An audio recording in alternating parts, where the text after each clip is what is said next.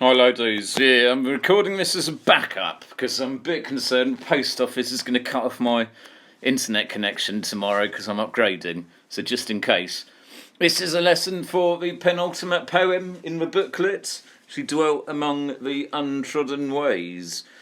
It is a poem where it's useful to know a little bit about the poet himself and his background, not too much. William Wordsworth, famous guy. I wandered lonely as a cloud. A famous romantic poet. We need to know a bit about why he is a romantic poet. It's not because he was writing about love and roses and all that sort of stuff. It's not romantic in that sense. It's because the literature, the poetry that he wrote was written in the Romantic age and has features of what we call romantic literature. What is romantic literature? Best really understood by looking at romantic artwork. So here you'll be able to see, brace yourself for a bit of a shock, ladies. Oof. You'll be able to see a picture from the same time as when Wordsworth was writing. I think this is the early 19th century. This is a good example of what we would call a romantic artwork. Why is it romantic? Well, there's no love or anything in it, but look at the emotion in it. Wow, this guy is really upset about something. And romantic artwork and romantic literature had this great interest in portraying powerful emotions, and often not in a very realistic way. If we look at the period of art and literature that came before Romanticism in the 18th century, Enlightenment artwork, you see it's much more focused on being realistic. It's even scientific in its subject matter.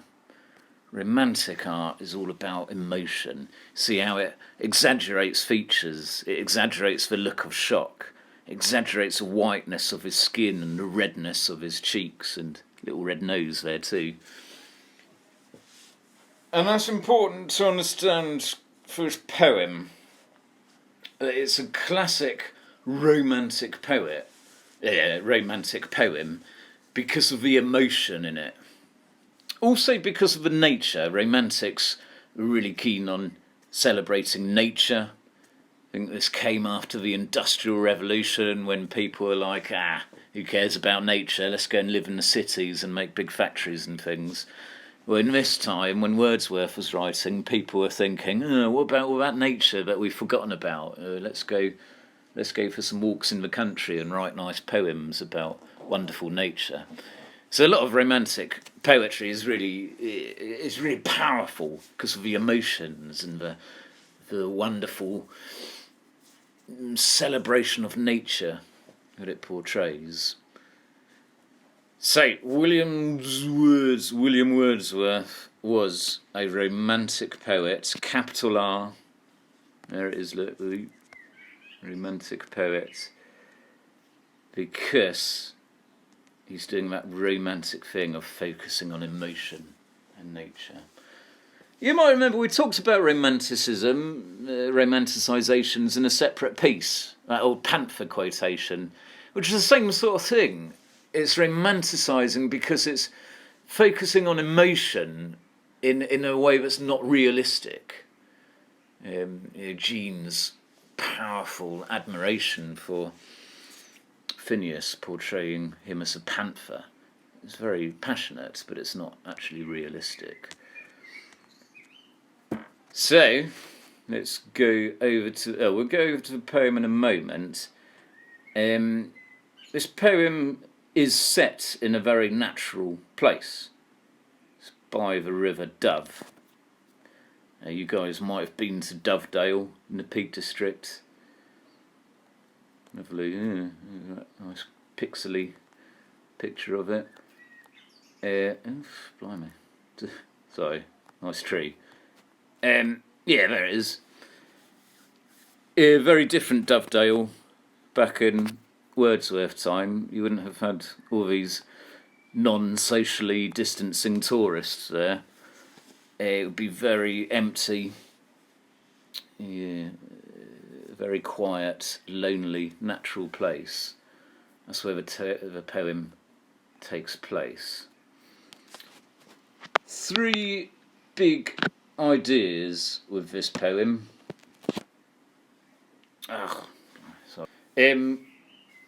It's about beauty.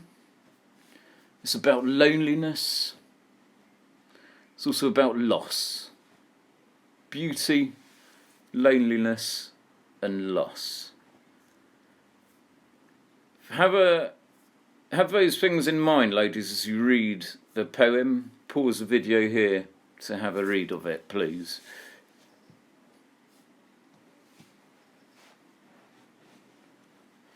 Okay, so I left a long pause there. Sorry. You'll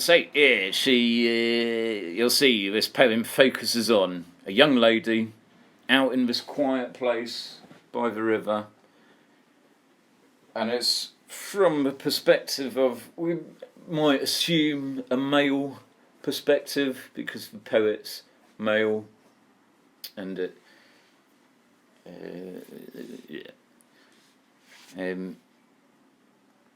let's take a look. So the first line is also the title, and the first line really stands out for several reasons, but one is because of the unusual rhythm of it.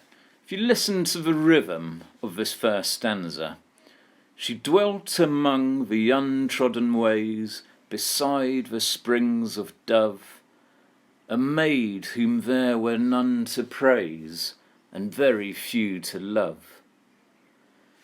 Can you hear it? It falls into quite a natural rhythm, quite regular rhythm, but only after that first line. The first line's really quite clunky in the rhythm. She dwelt among the untrodden ways. It's not got that regular iambic rhythm that the other lines have. So I think Wordsworth's doing that to really focus attention on this key image and idea. And what is that idea? She, this lady, is in a place that seems to be quite secretive. Very few other people go there. The ways of the paths in this place, the paths by the river, are untrodden because no one goes there. So immediately we get that great sense of loneliness. But it's not an uncomfortable loneliness, is it? I don't feel, do you? It doesn't seem as if she's out here in agony because she's got no mates and is all by herself. I think the word dwelt is important for conveying that she's quite comfortable here. To dwell, it means a couple of things. Dwelt is the past tense of dwell. Dwell can mean to live somewhere. To dwell in a house means to live. I live in a house, which gives a sense that she's been here for a long time. She lives in this place. She's part of this place in a way. So she's not uncomfortable there.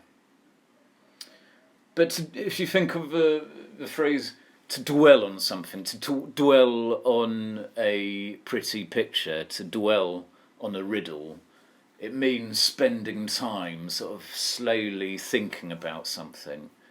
There's an interesting picture on the wall, you might dwell on that picture. And it's got those very relaxed connotations, lazy, just spending nice time somewhere. So we've got loneliness, but not an uncomfortable loneliness. I kind of think too, among's important too, that harmony. She is harmonious with her surroundings and part of her natural surroundings here. I think too there's a sense of discovery, like the speaker has discovered her this wonderful creature, this wonderful, beautiful lady out in this place. So that comfortable, beautiful loneliness is extended in the second line. Spring is the river when it's like upstream, isn't it? Close to its source. It's fresh. It's all gurgling away, nice and cheerful. Sounds lovely. Dove, I mean, you might look at the connotations of that word. I mean, it is a proper noun. It's the name of the river. So it might be, I'm not sure I would really look at the connotations of the bird, being innocent and spiritual. You might, well, you could do, yeah, I suppose you could, as long as you make it clear you understand that it is the name of the river.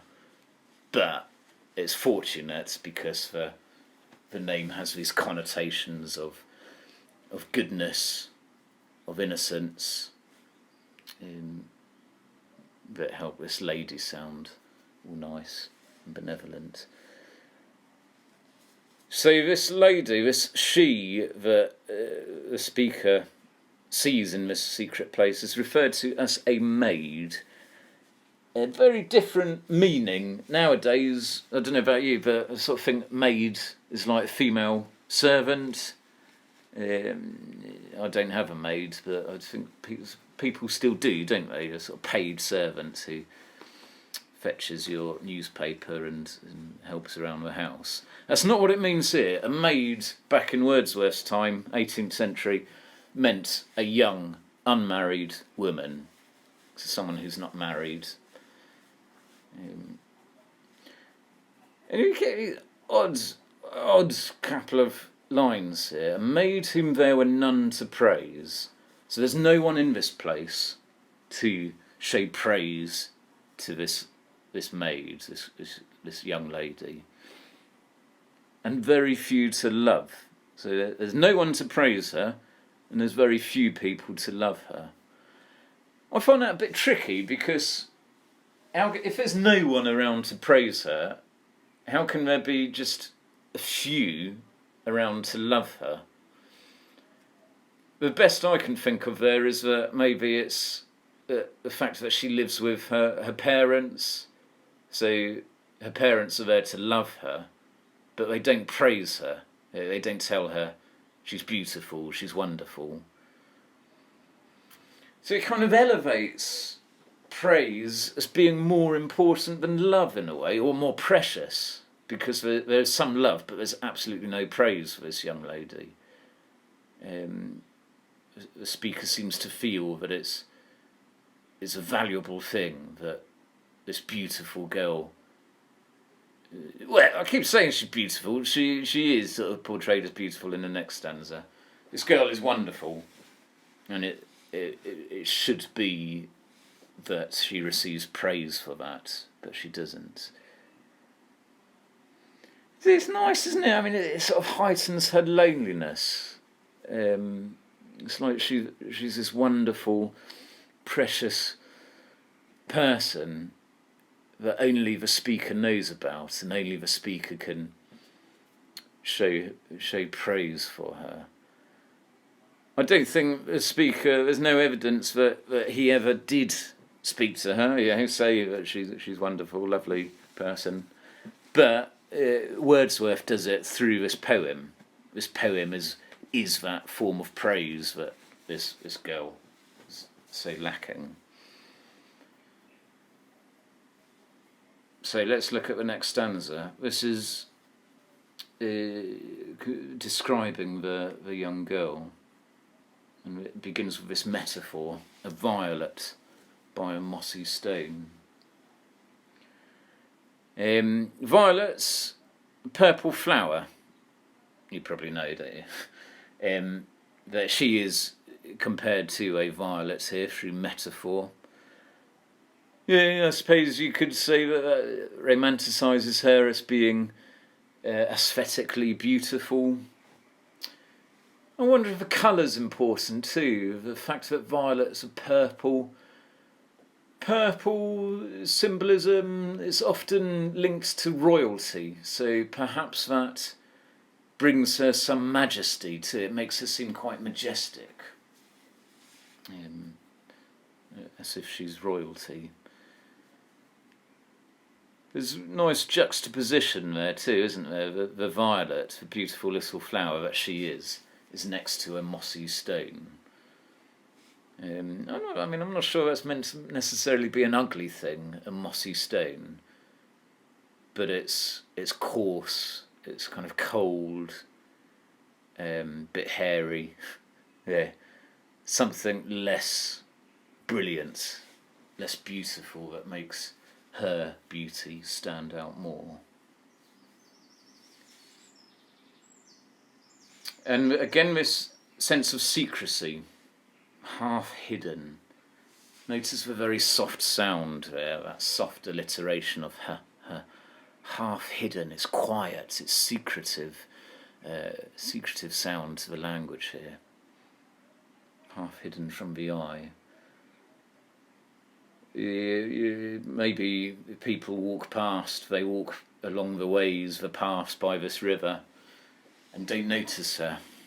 She's tucked away in the amongst the nature, and so she's half hidden. The speaker seems quite jubilant that he has seen her, he has noticed her. There's that exclamatory tone in that sentence. Weird use of a dash in that line. I kind of get the sense that the speaker is overwhelmed by her wonder. And so it seems abrupt, the start of that line, as if he's in a way struggling to gather his thoughts, struggling to articulate how wonderful she is. Fair as a star when only one is shining in the sky. So clearly we've again got this idea of loneliness, but it's not a bad loneliness, is it? When there's only one star in the sky, is that star more wonderful, more beautiful than when there's lots of stars? Does being the only one make her, make you, more special, more wonderful? I think that might be what Wordsworth's getting at here. That a big thing that makes this young girl so beautiful isn't just how she looks, but the fact that she is unique. It's just her. And so her loneliness in that way makes her more special, more wonderful. Nice simile using celestial imagery. Sorry, I've been meaning to add notes like those as I go, but hopefully there'll be no need because you can pause and write things down. I will just add that a star is a celestial body. Doesn't need a capital. It doesn't need a capital. Thank you, Microsoft Word. Right, Word is insisting on it having a capital. Sorry, ladies, but it doesn't need to have one if you're using it in a sentence. We've got celestial imagery here because she is compared to a star through that simile. Stars, obviously classically associated with wonder, beauty, but they're also very far away. They're unreachable, which is perhaps important in portraying this girl as being unreachable, out of reach from everyone else, and it's only this speaker who has been able to catch sight of her. Shining, simple words. There's no technique there, but you could comment on what that word says about her. It's quite, again, the auditory imagery is quite dense here. It's shining in the sky. You've got that funny assonance in shining in. We've got that sibilant sh and sk. It's quite exciting sound, I think, is it? That's what I'm getting. It's shining in the sky. It's sort of it sounds quite rapid. It's reflecting his excitement at her, seeing her wonder, her beauty. I keep saying beauty. I think this poem is meant to make us think about what beauty is. But it's not really about looks here, is it? It's about uniqueness. It's about being singular.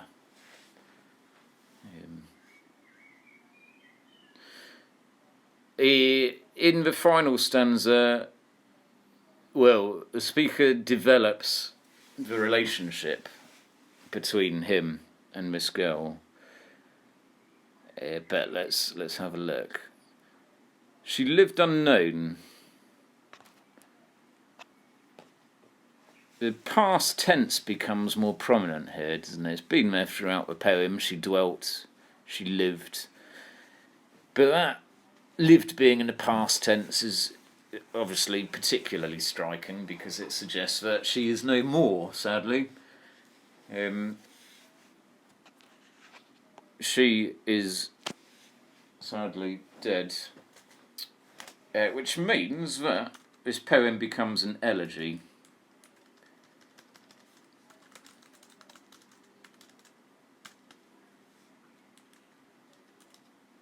Whoops.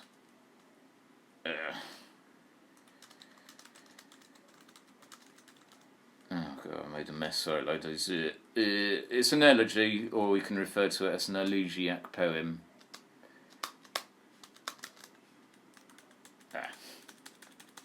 I've made a mess of the elegy now. But yeah, it's an elegy because an elegy is a poem written to pay tribute to someone who has passed away. She lived unknown. Another important word linking to that theme of loneliness. And there's some sadness in that, isn't there? That this person who is obviously so wonderful, at least for the speaker, no one knows about her beauty. No one knows about how fab she is, which is quite sad, isn't it? And few could know when Lucy ceased to be. So ceased to be, stopped being when Lucy died. Which also, guys, really sad, isn't it? To think that someone's death can not be known, not be noticed. So it really heightens the relationship, the importance of this girl, Lucy, to the speaker, and that she exists in a way only for him. Does she even know him? Yeah, I think this is something to think about. Is this only the speaker who sounds a bit creepy, but goes down into a Dovedale and watches this girl? Does she even realise he was there? I suppose there is a clue, isn't there, that the fact that he uses her name suggests knowledge of each other, unless he's found out from someone else that her name is Lucy. But I think Wordsworth probably includes that to suggest that there was at least some relationship here, where they got to know each other a bit. So it's quite abrupt, isn't it, when Lucy ceased to be. It's not I don't find that a very gentle way of telling us that she died. It obviously had a shock on the speaker. Her death was not something that, well, obviously it's not something he's going to be happy about, but it's something that came as a real powerful, heartfelt shock to him. And the language reflects that. Cease to be, it's monosyllabic. Cease is quite a harsh way to portray a death, I think. Switch to the present tense here. Again, it's quite abrupt. It's quite shocking tone, but she is in her grave. Making it very clear that she is somewhere else. She's gone. She's no longer alive. Is a bit. I mean, I do find it a bit unsettling, that description. She is. That verb to be, the is. It implies to me that she is still existing, almost still alive in a way, which obviously she's not. She's dead. But I suppose if a speaker still remembers her and still thinks about her, in that way she still does have presence, she still does have life. But of course that life is contained to the grave itself. So you get this exclamation "oh." Even though it's not got an exclamation mark, we can still refer to that as an exclamation. It's not very sophisticated language, is it? It's a very short two-letter word, but it still has power. Oh yeah, imagine how that word should be said. Should it be furious? Oh, the difference to me. Should it be full of despair? Oh, the difference to me. It's one of those words that is very, very simple in appearance, but has deep levels of emotion behind it. Yes, to see how this is all getting emotional in that very romantic way. What sort of emotion? What emotion is the speaker expressing here? I mean, I think it's more than just sadness, isn't it? It's linked to loss. It's that feeling we get when we lose something precious to us. What is that feeling? Can we call it loss? Loss isn't really an emotion, but it's more than sadness, isn't it? And that's what romantic poetry really aims to do. It didn't just want to show us feelings that we know, happiness, sadness, whatever. It wanted to show us new emotions that we don't even know we can feel. Which I guess is I kind of feel that here. Which is a good thing to discuss if you're writing about this poem. And yeah, that last line, also an exclamation, the difference to me. I think, I mean, I gotta admit, I'm not a massive Wordsworth fan actually, but I do like this poem, and I like this last line. I like it because it's quite understated. It's quite an understatement, describing the impact of her death. There's no detail there. There's nothing about, I spend every night crying because she's gone. It's just this quite ambiguous language for difference to me. It almost sounds like an anticlimax, an understatement, or we can refer to that as bathos. Wordsworth uses bathos here, or the last line is pathetic. Pathetic is the adjective form of bathos, which means anticlimax. Pathetic, not pathetic, but pathetic. Yeah, I find it quite pathetic, the difference to me. Of course, it's similar to that word "oh." You have to infer the idea, the emotion there. What is the difference that he's referring to?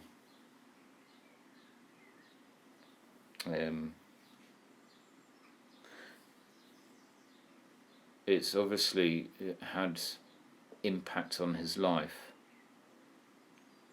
in a very negative way. It's causing him this despairing emotion. So, yeah, it's an example of good poetry, because in very few words, just 4 words, it's conveying this really strong impact of loss on the speaker. So, we've got ideas about beauty. What makes someone beautiful?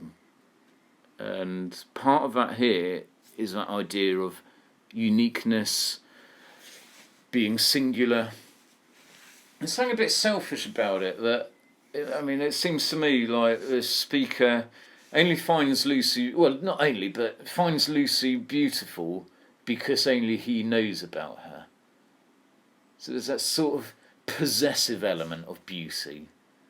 She becomes beautiful because he possesses that beauty. He has it all to himself. Loneliness is linked to beauty then here. She is lonely, and that's what makes her special, wonderful, beautiful. But it's not a bad loneliness. It's a loneliness in nature. Remember, Romanticism celebrates nature. Here she exists in harmony with nature. She is beautiful, not just because of who she is, but because of the beautiful nature she exists within. And loss as well. The poem conveys the emotions of loss. I think there's room to do a lot of discussion in an essay about what kind of feelings are being described or portrayed there. It's not just a sadness, it's the shock of it, the impact of loss, the difference. That word difference is really important because of how changed the speaker's life becomes. Structurally, a couple of interesting things I like. If you look at the first word of the poem and the last word, there's something interesting going on there, isn't there? I'm not quite sure what to make of that. I'd probably link it to the idea of loss. And that structurally, she and me, the speaker, are distanced. They're separated at each end of a poem, just as they're separated by the loss of her, by her death. There's this terrible divide, terrible distance between them. Yeah, that's not bad, is it? I'll probably use that. Structurally, what else was I going to say?